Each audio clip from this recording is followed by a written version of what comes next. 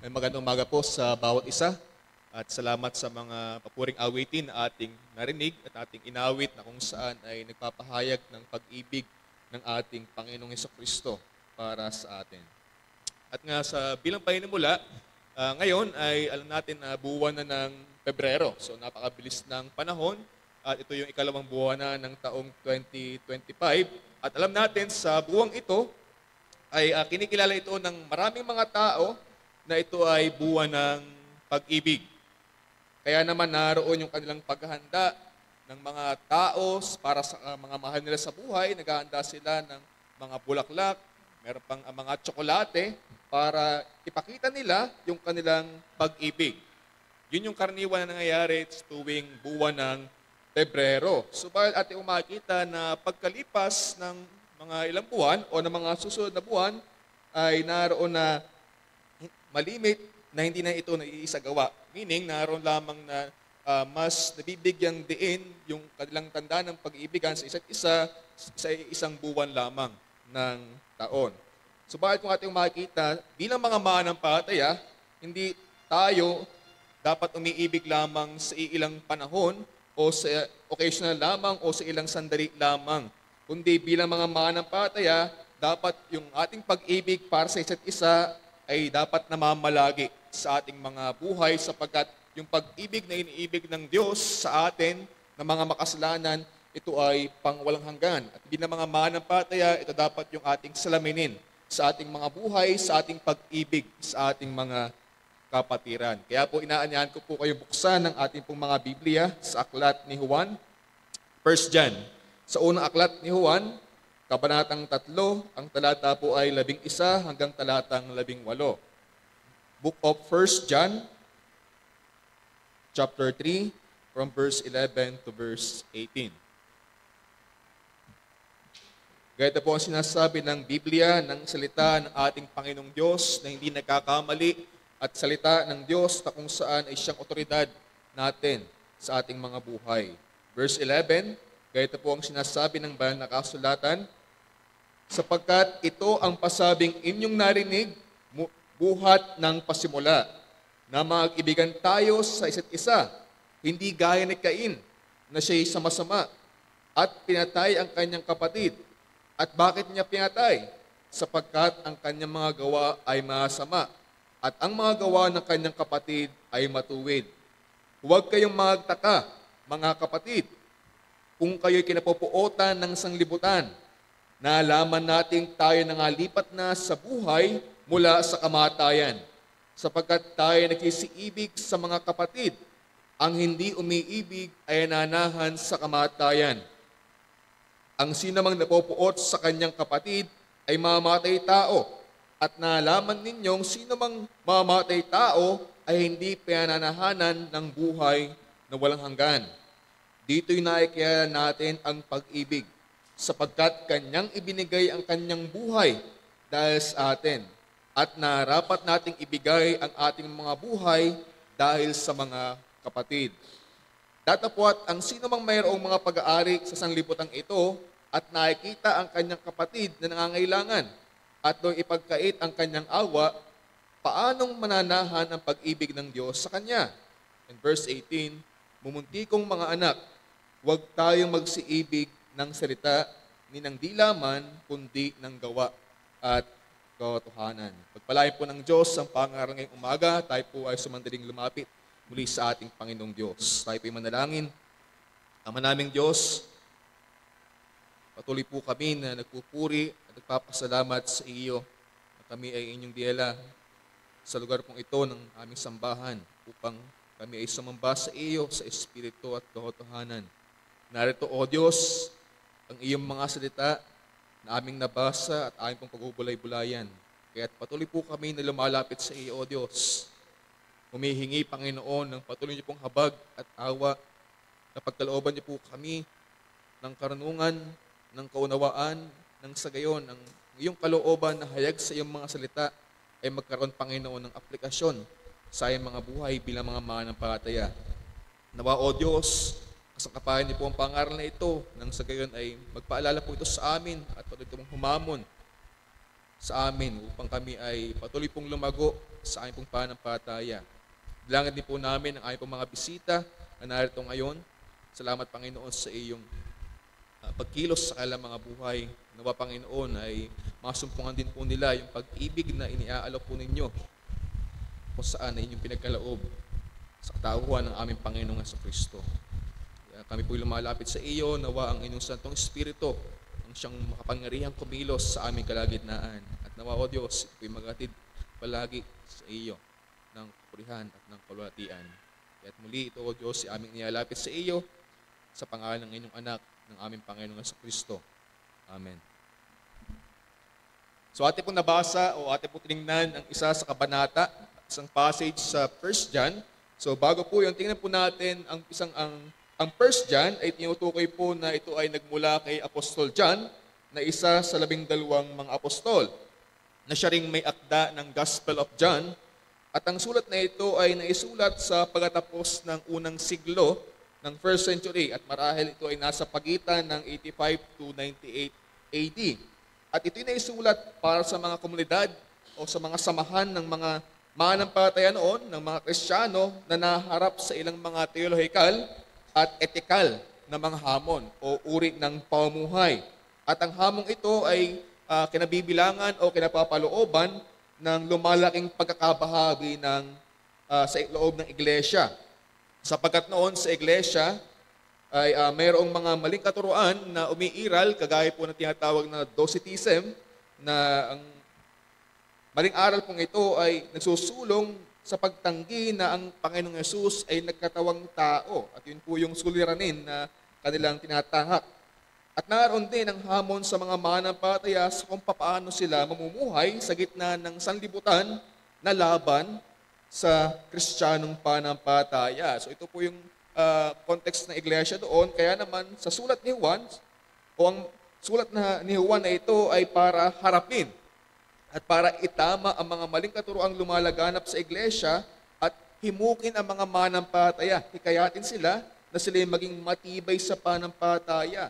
Hikayatin ang kanyang mga reader, mga mambabasa, na mamuhay ayon sa kanilang bagong pagkakakilanlan sa ating Panginoong Jesucristo. Kung ating mong titingnan, yung komunidad ng Kristiyano po noong 1st century, sila ay maliit lamang at malimit na sila ay pinapersecute o inuusig kapwa ng mga Hudyo at maging ng imperyo ng Romano na kung saan yun po yung namumuno sa kanilang lugar po doon, sa Israel. Kaya makikita nyo, hindi ito madaling bagay ang kanilang ginagawa. Subalit sa kabila nito, ang mga mananampalataya ay hinihimok ni Apostol Juan na sila'y matiling magkakasama, na sa kabila ng merong mga pagsubok sa kanilang buhay, naroon ng hamon na dapat silang matiling magkakasama, magkaroon patuloy ng pag-ibigan sa bawat isa upang ang kanilang pagkasamang ito ay magsilbing patotoo ng nakapagbabagong kapangyarihan ng Diyos sa mundo. Ang pag-ibig sa pagitan ng mga mananampalataya ay marapat magpatotoo sa mundo ng mensahe ng Ebanghelyo. Yun po yung nais ni Juan na maunawaan ng kanyang mga mambabasa. Sapagkat sa mundong kanilang ginagalawan, hindi po ito karaniwan.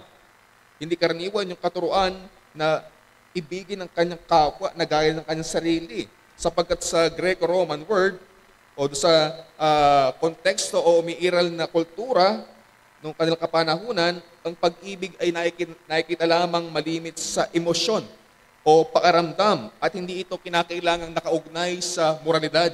Yun po ang pagtingin ng mga Romano o ng mga taong kanilang nakakasalamuha pagdating sa pag-ibig.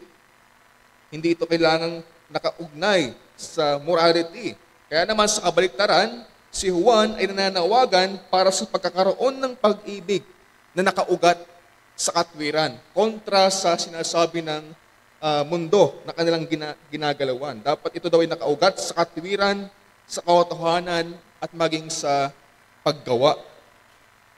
At ang mga etikal na hinihingi sa ating passage sa 1 John 3 ay hindi lamang pagmamahal sa damdamin, kundi tungkol din ito sa pagpapakita ng pag-ibig sa mga konkretong paraan, partikular sa pagtugon sa mga nangangailangan, sa pangangailangan ng iba, at ultimo sa pag-aalay ng buhay para sa mga kapatid, gaya ng ipinakita at ipinaranas ng Panginoong Jesucristo sa kanyang iglesia.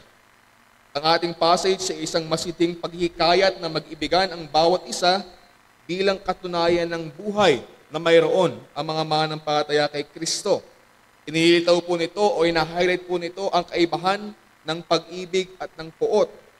Pagkapakita ang pag-ibig ay ang tunay na tanda ng isang Kristiyano at dito po idinidiin ang mapaghandog na kalikasan ng pag-ibig ni Kristo bilang pinakahalimbawa sa kung paano ang mga mananampalataya dapat mag-ibigan sa bawat isa. Kaya naman makikita po natin ang tunay na pag-ibig ay nakapundasyon sa kung paano tayo binigyang halimbawa ng ating Panginoong Jesucristo. Kaya po ang mensahe po natin ngayong umaga, nais ko pong ihatid ay ito, na ang pag-ibig na nakasalig sa pag-ibig ni Kristo ay tanda ng pagkakaroon ng buhay at nagdudulot ng hangaring ialay ang buhay. Ang pag-ibig na nakasalig sa pag-ibig ni Kristo ay tanda ng pagkakaroon ng buhay at nagdudulot ng hangaring ialay ang buhay. So meron po tayong dalawang bagay na titingnan po dito. Una, ito ay katibayan ng pagkakaroon ng buhay. Pangalawa, ito ay napagtitibay sa pag-aalay ng buhay. So tingnan po muna natin yung una. Ito po ay katibayan ng pagkakaroon ng buhay. Atin mong balikan ang ating pong teksto. Ang sabi po sa 11, sapagkat ito yung pasabing inyong narinig, buhat ng simula na mag-ibigan sa isa't isa. At doon po ay ginamit na halimbawa si Cain na hindi inibig yung kanyang kapatid. At sinapuot pa at kanya itong pinatay. At sabi ni Juan, kaya naman expect ninyo na kayo kaapotan ng mundo. At sa verse 14, naroon na sinasabi ni Juan na sila'y napalipat na sa buhay mula sa kamatayan. Naroon na ito yung nangyari sa kanila, kaya naman sila ay maaaring umibig, natutunan nilang umibig sa kanilang kapatid. So ito po ay katibayan ng meron tayong buhay sa ating Panginoong Diyos na tayo po ay natutunang umibig ng tunay sa ating kapwa. So ating makikita na ang pag-ibig para sa kapwa ay katunayan ng naranasang pag-ibig mula sa Diyos. Ang ating pong pag-ibig para sa ating kapwa, yan po ay patunay ng ating naranasang pag-ibig mula sa ating Panginoong Diyos. Yan po yung pinapahiwatig ni Apostol Juan sa kanyang panalita sa verse 11. Makita natin po doon na naroon yung kanyang pagkilala sa kanyang mga sinusulatan. So kung yung mapapansin sa kanyang paraan ng panalita sa verse 11, naroon po yung kanyang pagkilala na ang kanyang mga sinusulatan ay mga mananampalataya o mga nakaranas na ng pag-ibig ng Diyos. Pansin niyo po yung sinabi niya, sapagkat ito ang pasabing inyong narinig mula buhat ng pasimula na mga kaibigan tayo sa isa't isa. Naroon na yung ini-involve niya yung kanyang sarili, meaning po believers, yung kanyang sinusulatan. So nakakahulugan po ito na nalaman na ng kanyang mga readers ang mga katotohanan ng kanyang muling ipinapahayag. Tumutukoy po ito sa mga sentrong pagtuturo ng Ebanghelyo na narinig na nila noon pa mang unang nilang nakatagpo ang ating Panginoong Jesucristo. Kumbaga hindi na ito bago sa kanila. At ang panawagan na ibigin ng isa't isa ay pundasyon ng Kristiyanong pananampalataya. Ito po ay pagsalamin sa katangian ng Diyos at ang relasyong dapat mayroon sa bawat mananampalataya. Kaya naman mula sa katotohanan ito, hindi dapat nagkakaroon ng anumang pagkakaaway o pagkakagalit, pagkakampi-kampi sa gitna ng mga mananampalataya. Hindi dapat ito namumuyagpag sa loob ng iglesia o sa loob ng kapatiran. Hindi dapat magkaroon ng anumang galit o puot sa kanila. Kaya po diyan ay nagbibigay paalala si Apostol Juan. Kaya niya isiningit yung story nila Cain at Abel sa verse 12. Ang sabi po doon, hindi gaya ni Cain na siya'y sama-sama at pinatay ang kanyang kapatid. At bakit niya pinatay? Sapagat ang kanyang mga gawa ay masama at ang mga gawa ng kanyang kapatid ay matuwid. So pagpapakita po ito na ang ginawang pagpatay ni Cain sa kanyang kapatid ay pagpapakita ng malaking kaibahan sa pagitan ng kasamaan at ng katwiran. Ang ginawa ni Cain laban sa kanyang kapatid ay nakaayon sa kalooban ng kaaway, ng diablo, ni Satanas, at nakaugat mismo sa kanyang sariling kasamaan na naghatid sa pagkainggit at pagkamuhi kay Abel na ang mga ginagawa ay matuwid. At binanggit po dito ito ni Juan upang magbigay babala sa pagkatanim ng gayong pagkamuhi o pagkainggit laban sa kapwa, mas sigit sa kapwa manampalataya. Pagpapakita rin ito ng katotohanan na ang tunay na pag-ibig na ayon sa katuwiran ay nag-aanyaya sa pagkapuot nilang nasa kadiliman. At yun po yung nais na ipalala ni Apostol Juan sa mga manampalatayang kanya sinusulatan. So bilang sila ay nakaranas ng pag-ibig ng Diyos, sila ay nagkaroon na ng buhay, nalipat sila mula sa kamatayan, kahit naroon na natutunan po nila yung pag-ibig ng Diyos.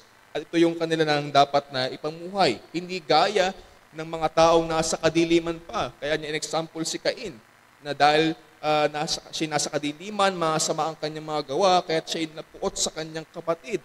At ito'y nagresulta sa pagkitil ng kanyang buhay. Kaya naman, wala daw, paraphrase, sinasabi ni Apostol Juan na walang puwang dapat sa mga manampalataya ang pagkapuot o pagkagalit.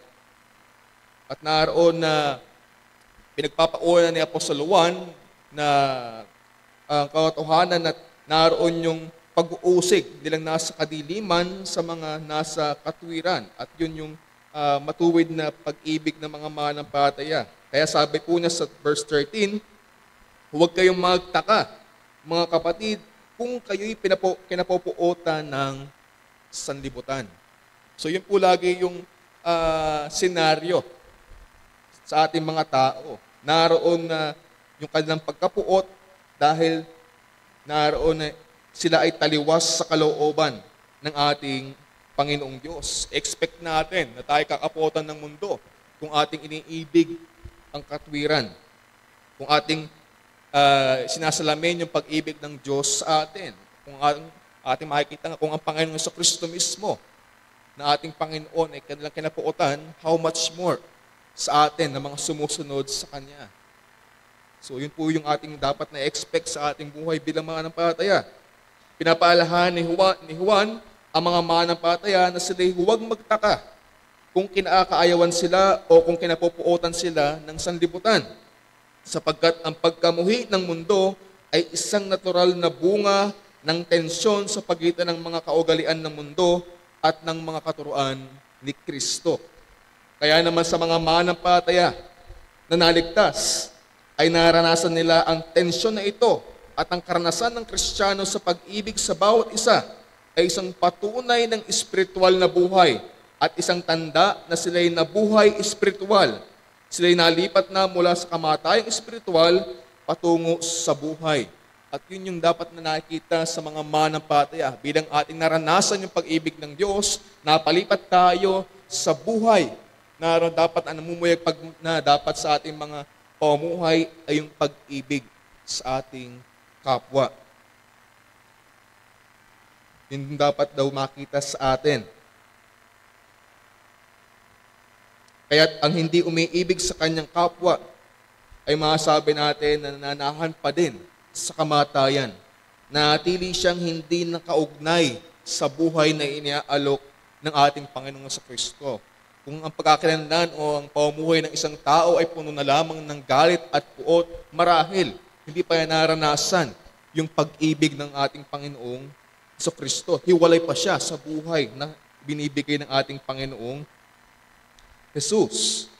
Dagdag pa ni Juan na sinamang napupuot sa kanyang kapatid ay mamatay tao. Mapansin, naroon po na itinutumbas ni Juan ang pagkapuot sa pagpatay sa paningin ng ating Panginoong Diyos. Gaya rin ng sinasabi ng ating Panginoong Jesus sa kanyang Sermon on the Mount sa Matthew chapter 5 verse 21 to 22. Na naroon na itinutumbas ng ating Panginoong Kristo na pag ikaw ay sinasabi ng kasulatan, huwag kang papatay. Subalit pag ikaw ay napuot sa iyong kapwa, para ka na ring pumatay. So ito po ay magkaparehas sa harapan ng Diyos. Bagaman mas grabe ang pagpatay, pero ang inupunto po dito, ito ay isang madiing paalala na ang mga panloob na saloobin tulad ng pagkamuhi ay may parehong moral na kahalagahan gaya sa ating mga ginagawa o sa ating aksyon. Ang ating mga ginagawa ay manifestasyon lamang ng nasa loob natin. Kaya yun dapat yung ating pag-ingatan. At kung ganito ang buhay ng isang tao, kanyang pinapalagay na doon na siya ay mamamatay tao sa puso, hindi man sa gawa, at ito'y tanda ng katotohanan ng wala pa siyang buhay na walang hanggan. Kaya nga sabi ni Juan, sino mamamatay tao ay hindi pinanahanan ng buhay na walang hanggan. Subalit sa mga tunay na mananampalataya, dahil sa pag-ibig ng ating Panginoong Diyos na ating naranasan, mayroong naging pagbabago. At pangunahin dito ay yung pagkakaroon ng pag-ibig sa ating kapwa na resulta ng pagsalamin ng pag-ibig ni Kristo para sa atin. Ang sabi nga po ni John Piper sa kanyang aklat na Freed to Love, ang sabi niya, love is an essential part of the process of salvation. It is not optional whether you love one another. No one can say, I am saved by faith regardless of whether I love people or not. For the only faith which saves is faith working through love. Saving faith always gives rise to love, and love gives evidence of genuine faith. So kaya makikita napakahalaga ng pagkakaroon ng pag-ibig. Ang sabi ni John Piper, ito ay napakahalagang bahagi ng proseso ng kaligtasan. Na ang pag-ibig sa ating kapwa, sa mga nakaranas ng kaligtasan, ay hindi ito optional na bagay na pwede mong gawin o pwedeng hindi mo gawin. Ito daw dapat ay talagang sumisibol sa ating mga buhay. Ito'y konektado sa nakapagliligtas na panampalataya. Yung pag-ibig na ebidensya ng tunay na panampalataya sa ating Panginoong Jesucristo. At makikita po natin dito yung katotohanan o yung punto na ang lahat na nakaranas ng pag-ibig ni Kristo ay sumusunod sa kanyang salita na ibigin ng kanyang kapwa. Ang lahat na nakaranas ng pag-ibig ni Kristo ay sumusunod sa kanyang salita na ibigin ng kanyang kapwa. At ang katotohanan pong ito ang nagbibigay kaibahan o nagbibigay ng distinction sa mga Kristiyano sa sanlibutan. Sapagkat sila ang mga taong mayroong pag-ibig sa isa't isa. Sila yung mga taong sinasalamin yung pag-ibig ng Diyos sa kanilang kapwa. Kaya't makikita po natin ang katunayan ng kaligtasan ng isang tao kung sumusunod siya sa Panginoong Jesucristo. At pangunahin dito ay ang pag-ibig sa kanyang kapwa. Ang patunay na naranasan mo ang pag-ibig ni Kristo ay kung pinaparanas mo ito sa ibang tao. Ang patuloy na iniibig mo ang Diyos na hindi mo nakikita ay ang pag-ibig mo sa iyong kapwa na iyong nakikita. Ang sabi nga sa John 15 verse 12 and 14, ito ang aking utos na kayo mag-ibigan sa isa't isa na gaya ng pag-ibig ko sa inyo. At sa verse 14, ang sabi mismo ng ating Panginoong Jesucristo, kayo'y aking mga kaibigan kung gawin ninyo ang mga bagay na aking iniuutos sa inyo. At kasama po doon ang pag-ibig sa bawat isa. So makikita po natin na mayroon mismong pagkilala. Nire-recognize mismo ng ating Panginoong Jesucristo ang mga manampalataya na tumutupad ng utos na ito. Bilang isang ilustrasyon, nito lang mga Biyernes, ay kung meron mang pinakamasayang mga tao ay walang iba kundi na sila Brother Erwin at Sister Cha. Sapagkat naroon na nung Biyernes, sila ay nag-isang dibdib. At kung makatandaan po ninyo, ay naroon yung isa sa mga sinabi o panalita ni Erwin, ay naroon yung kanyang pagsalita o pasalamat sa mga magulang ni Cha. Na hindi sila nawalan ng anak, kundi sa katunayan ay nadagdagan sila ng kapamilya. So ito ay sa paghahayag ng pagmamahal niya, hindi lamang kay Cha, kundi maging sa mga minamahal ni Cha, gaya ng kanyang mga magulang.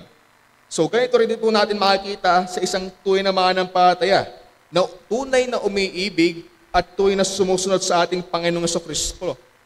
Sisibol ang kanyang pag-ibig maging sa iba pang iniibig ng Panginoon. Hindi mo pwedeng sabihin na iniibig mo ang Panginoong Kristo, subalit hindi mo iniibig yung kanyang iniibig. So yun daw dapat makita sa atin. Ay ito yung ating kapwa at mas sigit, ito yung ating mga kapatid sa panampalataya. Subalit nakakalungkot na nagiging problema sa ating kapanahunan at kahit sa loob ng iglesia. Nakakalungkot na hindi ganito ang sa labas, sa mundo muna, hindi ganito yung sinasabi ng mundo na ating ginagalawan. Makikita po natin na kabi-kabila, naroon yung mga hidwaan, kabi-kabila, merong mga pagkakaalit, kabi-kabila ay merong mga pag-aaway. At kahit mismo naroon din yung mga patayan. Sumusunod sila sa naging pagkakasala ni Cain at sa kalooban ng dyablo.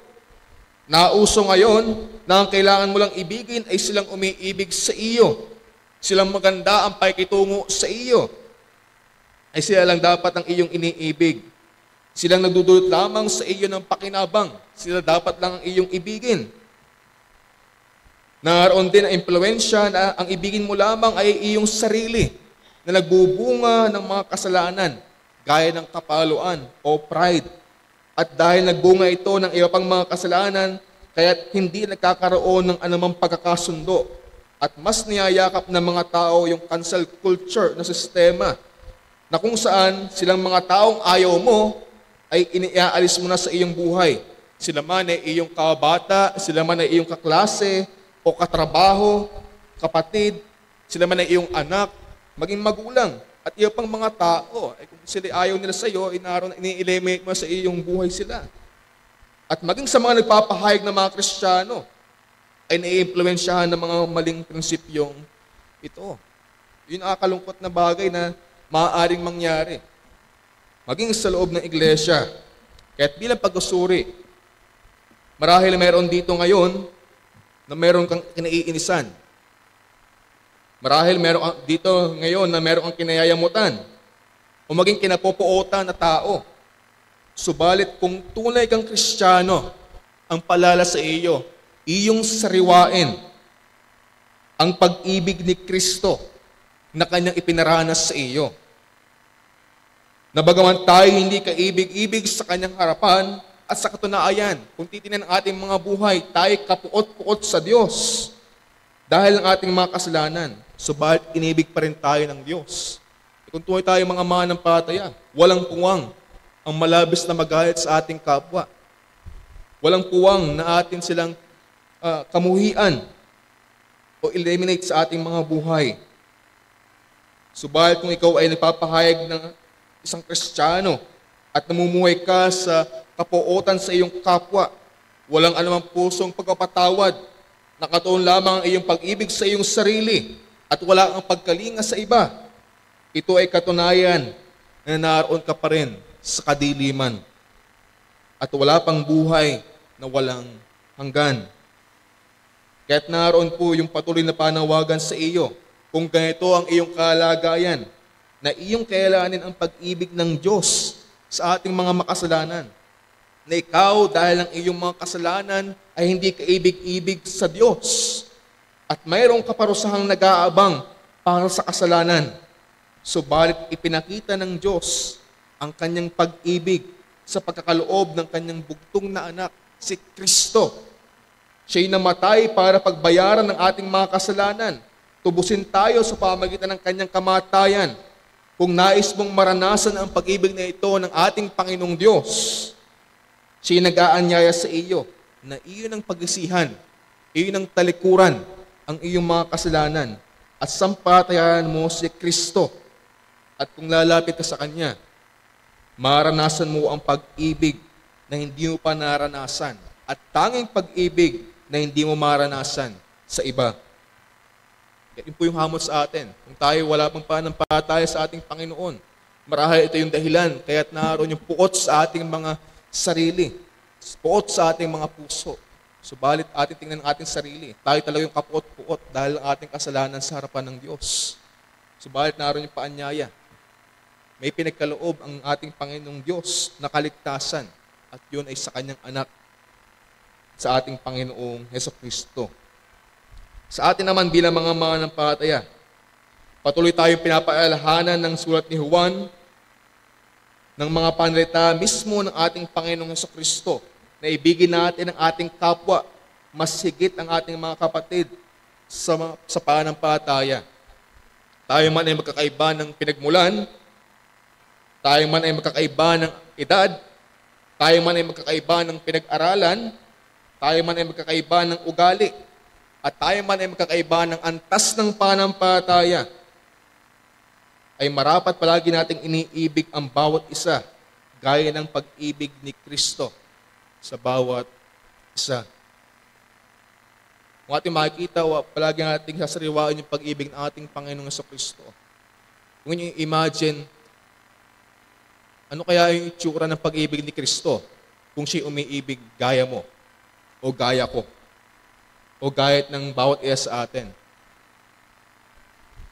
So marahil tumigil na ng pag-ibig ng ating Panginoon. Subalit hindi kayo ng ating Panginoong Kristo. In spite ng lahat ng mga hindi magandang bagay sa atin, in spite ng ating mga kasalanan, in spite ng mga bagay na ating ginagawa na hindi niya kalooban, sa ating mga mananampalataya, inibig tayo ng Diyos, ng ating Panginoong Yesus, ng unconditional. Sabi po ni Sinclair Ferguson, if Christ is not ashamed to indwell them, sa ating kapwa, I will not be slow to embrace them. Kung ato Panginoong Yesus, hindi nahiya na manahan sa ating kapwa mananampalataya, kung magkagayon, hindi dapat ako maging mabagal upang sila'y aking embrace. Kaya bilang hamon sa ating unang punto, ay ito, ipakita mo sa iyong kapwa ang pag-ibig sa iyo ni Kristo. Ipakita mo sa iyong kapwa ang pag-ibig na ipinakita ng ating Panginoong Jesus. At yun palagi yung mamutawi sa ating isipan.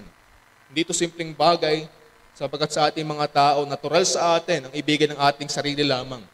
Subalit, naroon na ipinakita ng ating Panginoong Jesus yung pag-ibig na kung saan in spite ng anumang mga bagay ay kanyang ipinagkaloob sa ating mga makasalanan.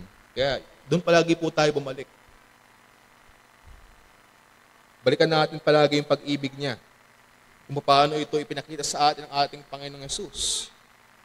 At atin po itong ipakita sa ating kapwa. Pangalawa, hindi lang po ito katibayan ng pagkakaroon ng buhay. Pangalawa, ito po ay napagtitibay sa pag-aalay ng buhay. So, ang sabi po sa verses 16 to 18, dito'y nakikilala natin ang pag-ibig sapagkat kanyang ibinigay ang kanyang buhay dahil sa atin at narapat nating ibigay ang ating mga buhay dahil sa mga kapatid. Datapwat ang sino mang mayroong mga pag-aari sa sanglibutan ito at nakikita ang kanyang kapatid na nangangailangan at do'y pagkait ang kanyang awa, paano manahan ng pag-ibig ng Diyos sa kanya? Munti kong mga anak, huwag tayong nagsisiibig ng salita ng dilaman, kundi ng gawa at ng totohanan. So, pinapakita po dito na ang pag-aalay ng buhay ang pinakakatibayan at kahulugan ng pag-ibig at ito ipinakita ng Diyos kay Kristo. Ayon po sa verse 16, ang sabi po doon ni Juan, naroon daw na ating nakilala yung pag-ibig. Meaning ating daw naunawaan yung pag-ibig sapagkat ibinigay ni Kristo ang kanyang buhay dahil sa atin. Dito ang pag-ibig ay binibigyang kahulugan, hindi base lamang sa panalita, kundi sa pamagitan ng ginawang pagsasakripisyo ng ating Panginoong Jesucristo. Ito ay sacrificial love. Pinapakita po dito ni Juan ang pinakakapahayagan ng pag-ibig. Ultimate demonstration ng pag-ibig. Ito yung pagbibigay ni Kristo ng kanyang sarili sa krus ng Kalbaryo bilang modelo sa kung paano marapat ibigin ng mga mananampalataya ang bawat isa.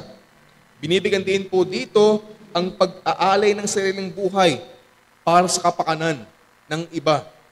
Pinapakita ng kamatayan ni Kristo sa krus ang isang voluntaryong gawa ng pag-ibig, yung pag-aali ng sarili bilang kahalili para sa kasalanan ng ating mga tao. Ganyan na po yung pag-ibig ng Diyos sa ating mga makasalanan. Hindi lamang niya ito sinalita, yung pangakong kaligtasan, kundi pinatunayan po niya ito sa paghahandog ni Kristo ng kanyang buhay. Kung niyo makikita, ang Bible hindi lamang katapos sa Old Testament. Sa Old Testament ating makikita yung pangako ng Diyos na kaligtasan sa sangkatauhan. Pero makikita po natin na yung ginagawa nilang pag-aalay, ito ay promissory lamang. Hindi pa ito yung pinaka-katuparan o pagkasagawa ng dakilang kaligtasan.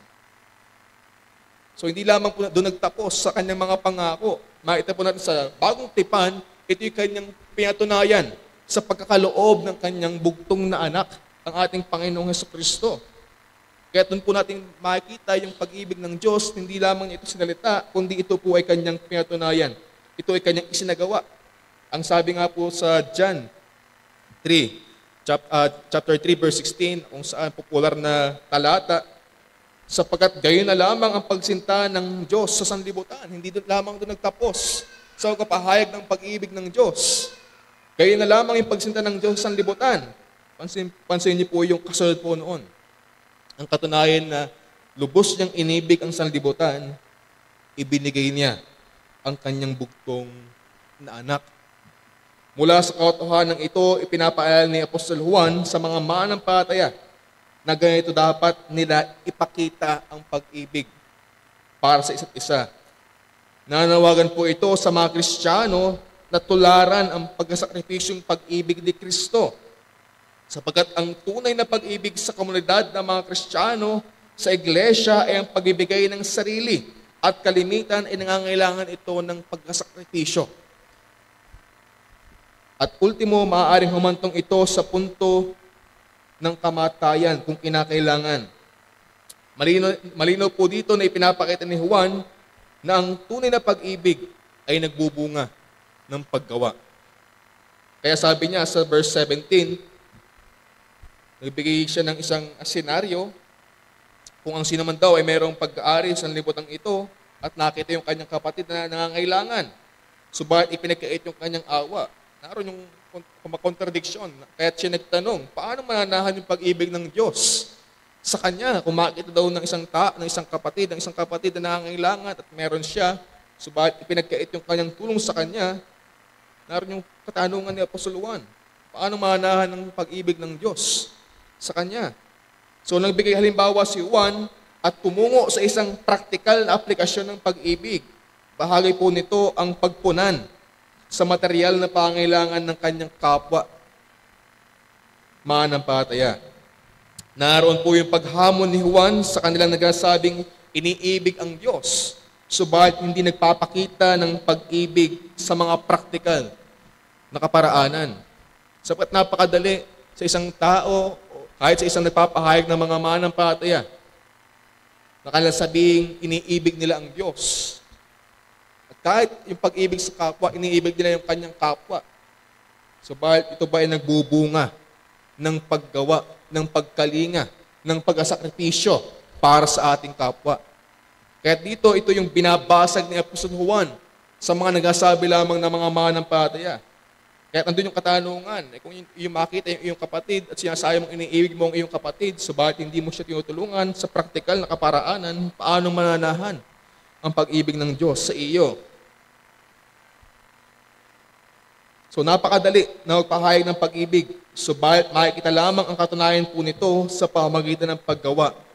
At ito ang masalamin sa pag-ibig ng Diyos para sa kanyang bayan. Kaya tunayan niyo po ito sa ginawa niyang pagkakaloob ng kaligtasan kay Kristo. Kaya nagpapaala si Juan sa mga manampalataya na huwag lamang umibig ng salita o ng dilaman, kundi sa gawa at katotohanan.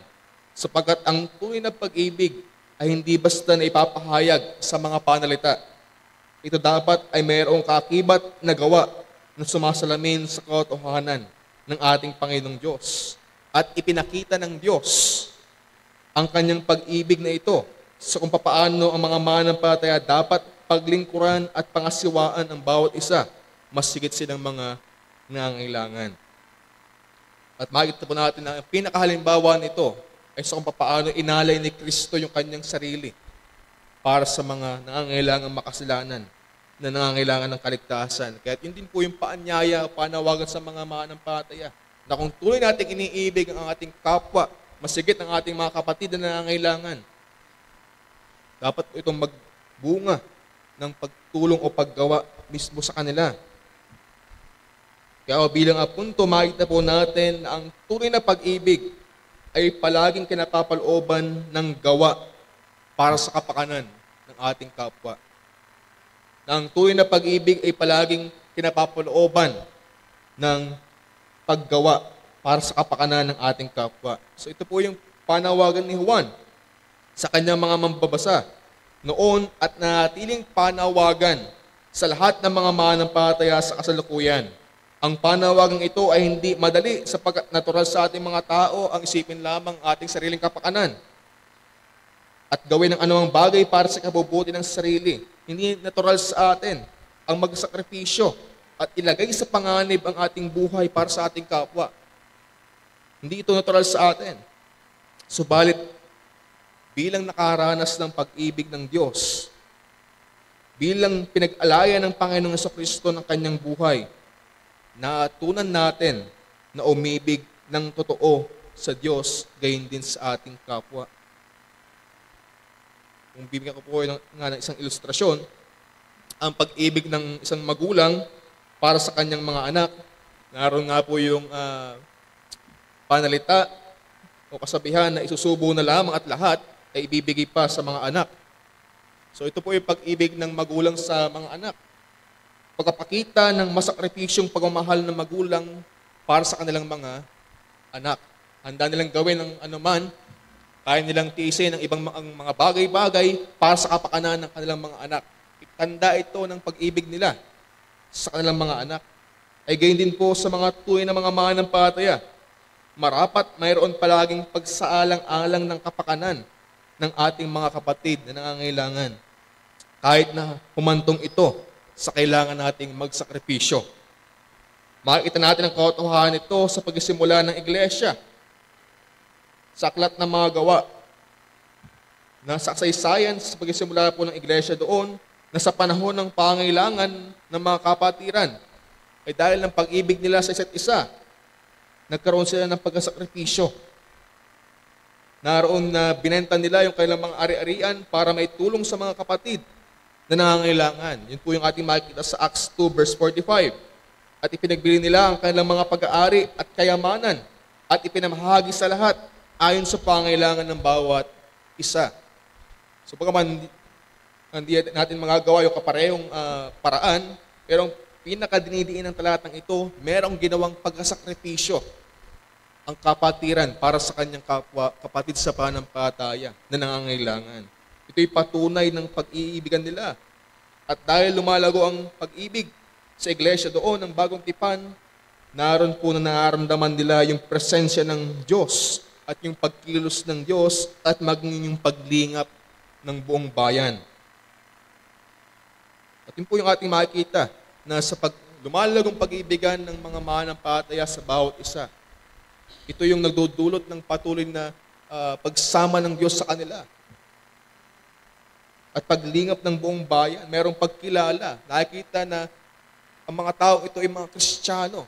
Merong iba sa kanila na hindi matagpuan sa ibang mga grupo o sa ibang mga institusyon na itiyatag ng tao.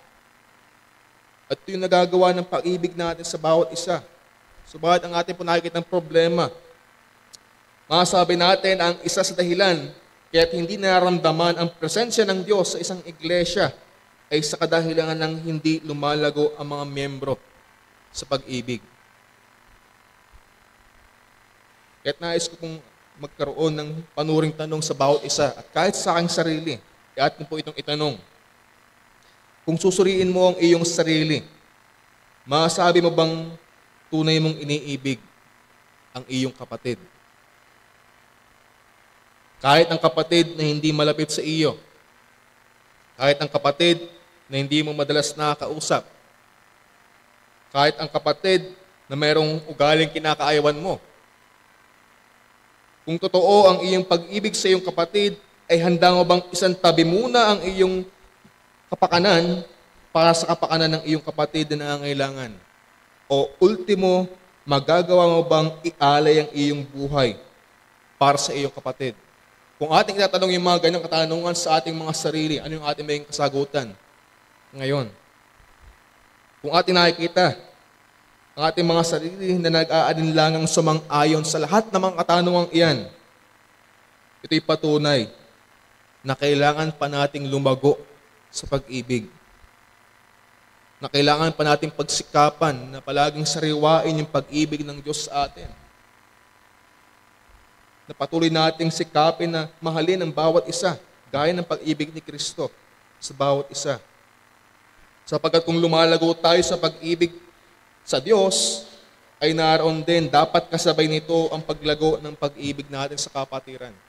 Hindi mo pwedeng sabihin na lumalago ang iyong pag-ibig sa Diyos kung di man lumalago ang iyong pag-ibig sa iyong kapatid. Sa language nga ni Apostol Juan, paano mo masabihin iniibig mo ang iyong kapatid? Kung paano mo masabing iniibig mo ang Diyos na hindi mo nakikita? Kung yung iyong kapatid na iyong nakikita, hindi mo maibig. So yun po yung paalala sa atin. Kung ating nakikita sa ating mga sarili na hindi pa ganoon yung ating paglago sa pag-ibig, ating pong lumapit tayo sa Diyos. Palagi natin sariwain yung ginawa niyang pag-ibig sa atin. Nang sa gayon, lumago yung ating pag-ibig sa ating kapatiran. Kaya po, bilang huling hamon sa bawat isa, ang huling hamon sa atin ay sikapin nating lumago ang pag-ibig natin sa Diyos, nang sa gayon lumago ang pag-ibig natin sa ating kapwa. Dapat tayo magkaroon ng pagsisikap na lumago yung ating pag-ibig sa Diyos, nang sa gayon lumago yung ating pag-ibig sa ating kapwa. At paano tayo lalago sa pag-ibig natin sa Diyos? Nagsisimula ito sa pagkilala sa Kanya. Nagsisimula ito sa pagbubulay ng mga dakilang bagay na ipinaranas sa atin. Nagsisimula ito sa pagtingin sa Kanyang mga pangako, pagtingin sa Kanyang mga pangako pang ating maranasan, pagtingin mas higit sa dakilang kaligtasan na Kanyang ipinagkaloob sa atin ng mga mananampalataya. At kung yan ang mangyayari sa ating mga buhay, ito'y maaari ating masalamin sa ating kapwa, sa pag-ibig natin sa ating kapwa. Na kung paano tayo inibig ng ating Panginoong Jesucristo, kung paano siya nagsakripisyo para sa ating kapakanan, ay naroon na ito'y ating magagawa kung tayo lalago sa pag-ibig sa ating Panginoong Diyos. Kaya yun po yung hamon. Ating sikapin na tayo lumago sa pag-ibig sa Diyos. Sa gayon, lumago ang ating pag-ibig sa ating mga kapwa. Tayo po ay magkaroon ng katahimikan. Magkaroon po tayo sa ating mga sarili ng mga panalangin. Ating pong narinig. At muling napaalahanan po tayo ng kautusan ng ating Panginoong Jesucristo sa mga mananampalataya. Na tayo mag-ibigan sa isa't isa gaya ng ating pag-ibig sa ating mga sarili. Ito isang bagay na marahil ay gasgas na sa ating mga tenga, gasgas na sa ating mga pakinig. Subalit, tayo muling pinapaalahan ng salita ng Diyos sapagkat hindi natural sa ating bilang mga tao ang ibigin ng ating kapwa na gaya ng ating sarili. Subalit, ipinakita ng Diyos ang pinakamodelo, pinakahalimbawa ng pag-ibig na dapat nating pinararanas sa ating kapwa.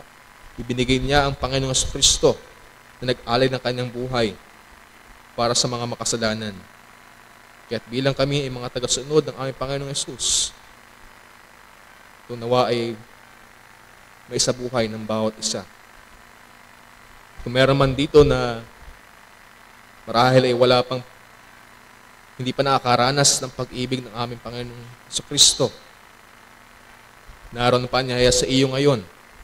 Marahil ang iyong buhay ay napupuno ng puot, naroon na meron kang kinamumuhian, walang anumang pagkapatawad.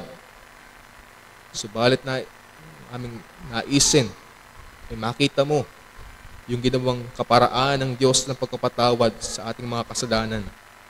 na bagaman hindi ka kaibig-ibig sa harapan ng Diyos dahil ng iyong kasalanan, ay pinagkaloob niya ang kanyang bugtong na anak, ang Panginoong Hesus.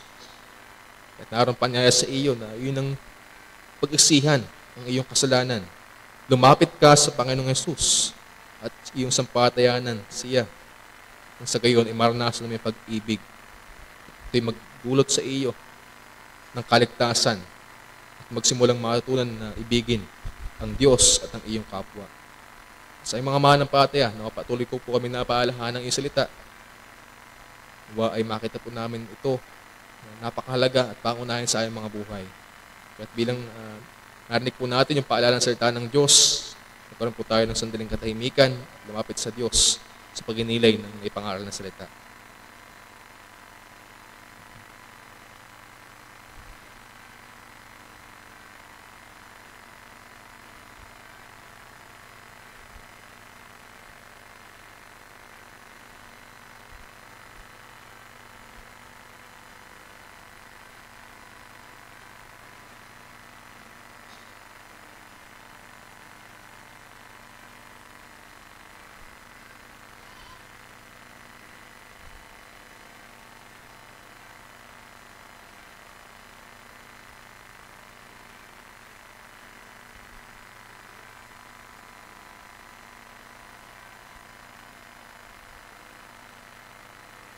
Manaming Diyos, hindi kami po nagpupuri at papasalamat sa iyo, sa iyong mga salita na patuloy po naming malayang bubulay, papangaral at napakinggan.